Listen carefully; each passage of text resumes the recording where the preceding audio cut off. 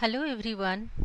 In this video, we'll be discussing some initial concepts of process management, process state diagram, and PCB, that is process control block.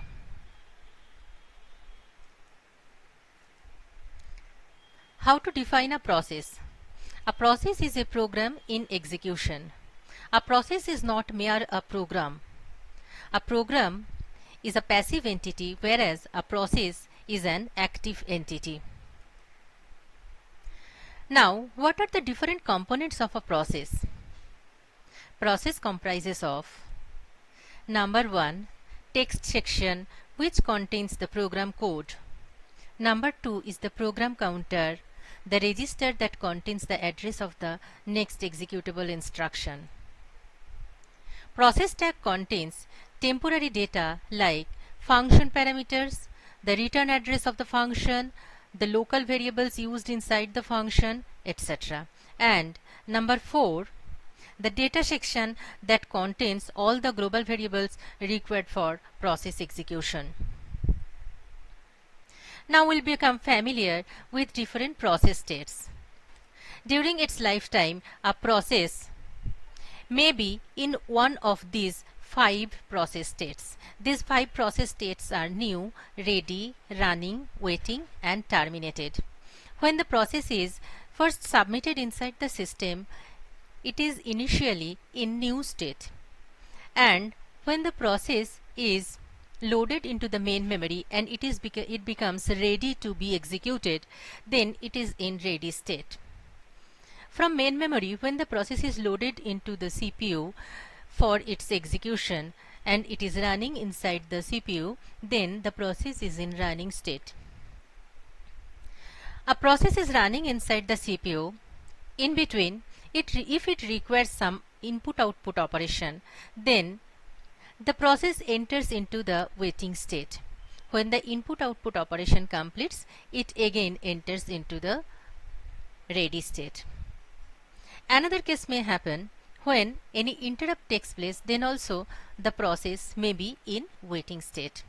When the process completes its execution, then the process is in terminated state. So we have got the description of 5 different states. Now we'll see the process state diagram. As we have already seen in the previous slide that there may be 5 different process states. These process states are new, ready, running, waiting, and terminated. With this process state diagram, we'll become familiar how a process switches between one state to another state. If a process is in new state, and then if it is loaded into main memory and it has become ready to be executed, then it is in ready state. That is, the process switches from new state to ready state. Now, if the process which is loaded into the main memory, that is allocated to the CPU for its execution, then the process switches from ready state to running state. The phenomena is called scheduler dispatch. A process is running inside the CPU, and if any interrupt occurs, the process switches from running state to ready state once again. Another possibility is that a process is executing inside the CPU. Now some input-output operation is required. For that, the process switches from running state to waiting state. And when that input-output operation completes, the process again switches from waiting state to ready state. From ready state, the process through scheduler dispatch can be allocated to the CPU. So the process will be converted to running state from ready state. When the process completes its execution, then it enters into the terminated state. Now we'll become familiar with the next topic of the video, that is process control block or task control block. Each process is represented in the operating system by process control block or task control block. PCB contains many pieces of information associated with a specific process. This process specific informations are required during process switch. These are process ID, process state, program counter, CPU registers, CPU scheduling information, memory management information, accounting information, and I/O status information. The PCB is created for every process whenever a new process is created in the system. Similarly, it is also deleted as the process is terminated. The PCB contains all information about the process needed for its control. For example,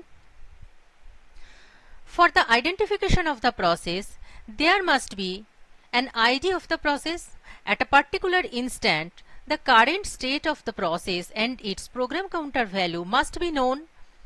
Whenever there is process switching, the state of the process in PCB must be changed. At the same time, the processor register values for the current process must be saved so that it can resume the execution if required. So we'll be discussing different information that is stored inside the PCB. PID, that is process ID. Process ID uniquely identifies a process inside the system. Program counter is a register which is having the address of the next executable instructions. Along with program counter, several other CPU register contents are also important. These registers are accumulators, index registers, stack pointers, and general purpose registers. These registers contain state information which is to be saved to resume the process afterwards. CPU scheduling information, that is also important information which is stored inside the PCB. CPU scheduling information contains process priority, pointers to scheduling queues, different other process scheduling parameters, etc.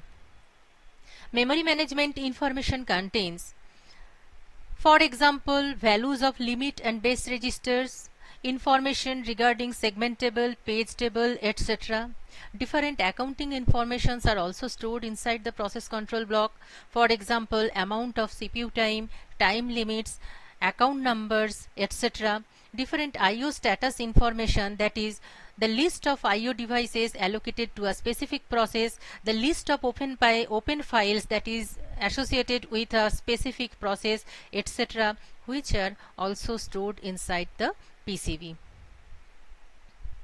So, in a nutshell, PCB simply serves as the repository for any information specific to a process. With this, I am concluding this session. The reference book I have used is Operating System Concepts by Silver, Sage, Galvin and Gagne from Wiley Publication. Thank you for watching.